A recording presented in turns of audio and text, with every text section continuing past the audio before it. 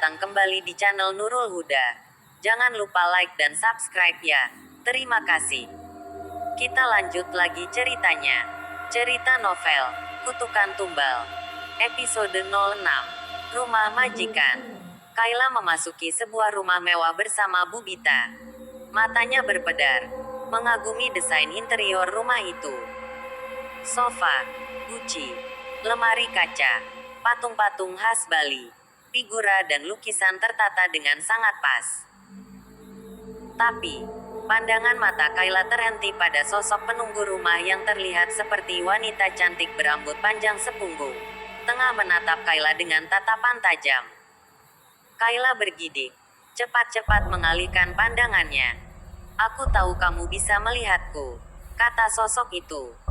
Kayla dan ibunya duduk setelah Mbak Mirna mempersilahkan. Tak lama, seorang wanita berusia 40 tahunan datang.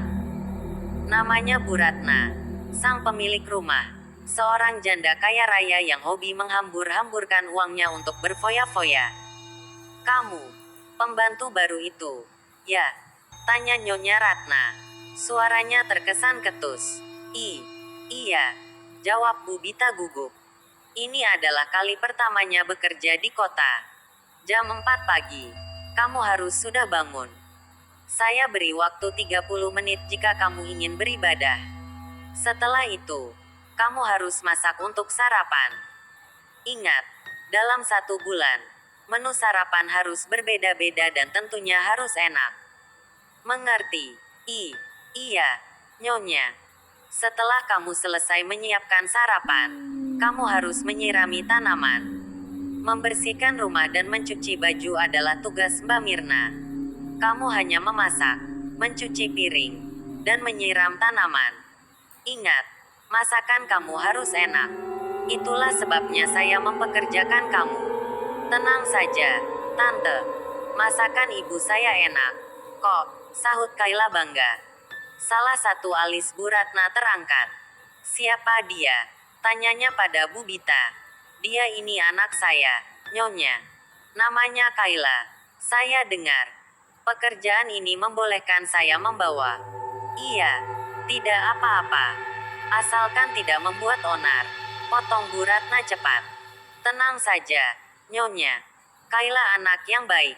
Dia tidak pernah membuat onar sekalipun. Dia bahkan berprestasi di sekolah. Jadi, saya jamin, dia tidak akan membuat masalah di rumah ini." Seorang gadis bermata bulat dengan bulu mata lentik melewati ruang tamu. Gadis bertubuh seperti gitar Spanyol itu terhenti. "Siapa mereka, Ma?" tanya gadis bernama Sela itu. "Dia pembantu baru," jawab Nyonya Ratna seraya menunjuk ke arah Bu Bita.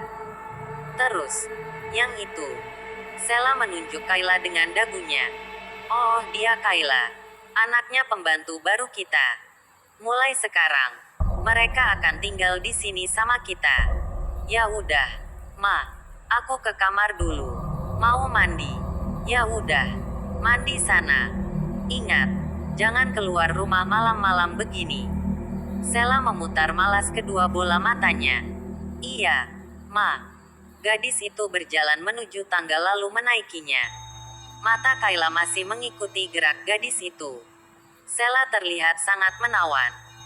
Hidungnya mancung, bibirnya tipis merah jambu, sedangkan kulitnya putih bersih, membuat Kayla sedikit iri. Kayaknya Kayla dan Sela seumuran," kata Nyonya Ratna. "Memangnya, kalau boleh tahu, Sela kelas berapa, Tante?" tanya Kayla. "Sela kelas 3 SMP. Kamu?" "Saya juga, Tante." "Oh, ya. Kebetulan sekali kalau begitu. Ngomong-ngomong, apa kamu sudah mendaftar di SMA?" Kayla menggeleng. "Belum, Tante. Saya masih mencari tahu tentang sekolah yang ada di daerah dekat sini. Tentunya sekolah yang murah." "Kamu tidak perlu mencari sekolah yang murah. Kamu sekolah saja di SMA 5 Pelita bareng sama anak saya. Tapi, tenang saja. Semua biaya sekolah kamu akan saya bayar. Asalkan kamu mengawasi anak saya." Kayla tertegun sejenak. Ia masih menimbang tawaran itu. Sekelebat ia merasakan firasat buruk. Iya, sahut Bu Bita tampak senang. Iya, anak saya pasti mau. Episode 07. Aura yang berbeda. Kaki Kayla berdiri gemetar saat ia tiba di depan pintu gerbang sekolah barunya. Matanya melebar tak percaya, sedangkan tangannya melemas. Kepalanya terasa sedikit pening. Beberapa tayangan muncul begitu saja di dalam kedua bola matanya. Kayla melihat begitu banyak orang di sekolah itu. Bukan siswa atau guru, melainkan pasien, keluarga pasien, perawat, sejumlah dokter, dan sejumlah orang-orang berseragam TNI. Mereka lalu lalang seperti dalam keadaan panik karena wabah. Peristiwa yang Kayla lihat itu sepertinya sudah terjadi puluhan tahun yang lalu. Mata Kayla mengerjap, napasnya ngos-ngosan. Ia menggeleng tak percaya. Sekolah barunya ternyata adalah bekas rumah sakit. Ternyata firasat buruk yang Kayla rasakan akhir-akhir ini benar. Mau tidak mau, dia akan lebih sering berurusan dengan makhluk-makhluk astral mulai sekarang. Akan sangat sulit menutupi kemampuannya jika ia berada di sekolah itu. Sekolah yang merupakan bekas rumah sakit. Ya Tuhan, ini bukan sekolah. Ini rumah sakit. Gumam Kayla pelan. Kayla meneguk ludah. Ia memberanikan diri untuk melangkah dengan mata yang menyisir suasana sekitar. Ada banyak sekali arwah-arwah pasien yang mati penasaran, menatap Kayla dengan tatapan tajam. Dengan kaki gemetar, Kayla tetap berjalan walau goyah. Ia harus bersekolah di sekolah itu apapun yang terjadi. Karena ia tidak mau membebani ibunya dengan biaya sekolah di kota yang jauh lebih mahal daripada biaya sekolah di SMA yang berada di kecamatan dekat desanya. Kayla memasuki kelas 10A. Karena nilai rapor dan nilai ujian nasionalnya yang nyaris sempurna, Kayla tak perlu repot masuk ke SMA 5 Pelita melalui tes. Dia langsung diterima dan dimasukkan ke kelas A. Kayla berdeham.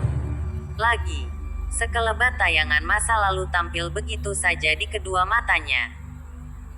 Dia melihat 10 ranjang rumah sakit yang berjejer, lengkap dengan pasien dan keluarga pasien yang tampak sibuk merawat. Kayla menyimpulkan bahwa kelasnya adalah bekas bangsal. Ia menghela napas lega, merasa beruntung karena kelasnya bukan bekas kamar mayat. Semoga aku bisa menyembunyikan kemampuanku. Aku sudah berjanji pada ibuku, batin Kayla. Matanya tertuju pada dua bangku paling belakang. Salah satunya sudah duduk sesosok hantu berseragam lusuh yang menunduk dengan rambut panjang tergerai. Kayla terkekeh kaku. Aku pasti sudah gila jika duduk di sana. Kayla berjalan menuju bangku di sebelah bangku milik hantu itu. Ia menaruh tas, lantas duduk walau sedikit tegang. Hantu itu menoleh pelan ke arah Kayla. Wajahnya pucat dengan garis-garis otot yang samar-samar terlihat, membuat Kayla menelan ludah dan bergidik takut. Kamu bisa melihatku?" tanya hantu itu. Kayla tak merespon. Ia berpura-pura tuli, memalingkan pandangan, lalu membuka tas ranselnya. "Namaku Gea," kata hantu itu. "Astaga, kenapa aku sekarang bisa mengerti bahasa hantu? Payah. Kayla merutuki dirinya sendiri. Awalnya Kayla hanya bisa melihat sosok-sosok tak kasat mata itu. Lalu lambat laun, dia bisa melihat kejadian di masa lalu dari sebuah benda atau bangunan berbau mistis yang ia jumpai. Sekarang, kemampuannya bertambah satu sejak kematian Ivan. Dia kini bisa berkomunikasi dengan hantu-hantu di sekitarnya. Terbukti saat ia berjumpa dengan hantu cantik di rumah Nyonya Ratna. "Aku tahu kamu bisa melihatku. Apa kamu bisa membantuku?" Tidak ada sahutan dari Kayla. Kayla malah mencoba mengerjakan buku matematikanya. Walau belum diajari, ia sudah belajar sebelumnya berbekal wifi gratis di rumah Nyonya Ratna. Ia menjelajah di Google dan YouTube untuk mempelajari bab awal kelas 1 SMA. Aku adalah korban bullying 10 tahun yang lalu. Aku mati bunuh diri. Aku menjadi arwah penasaran karena orang-orang yang dulu membuliku sekarang hidup dengan tenang tanpa rasa bersalah. Curhat hantu bernama Gea itu. Ya Tuhan, apa hantu ini mau menyuruhku membunuh orang-orang yang telah membulinya? Pikir Kayla yang tentu saja ia bisa mendengar curahan hati hantu itu dengan cukup jelas walau suara hantu itu nyaris seperti bisikan. Setelah aku meninggal dunia, aku ingin menghantui mereka. Namun sayangnya, aku tidak tahu alamat rumah mereka. Tepat saat aku koma, mereka pindah sekolah. Sampai sekarang, dendamku belum terbalas. Sambung Gea. Astaga. Apa hantu ini akan menyuruhku mencari alamat?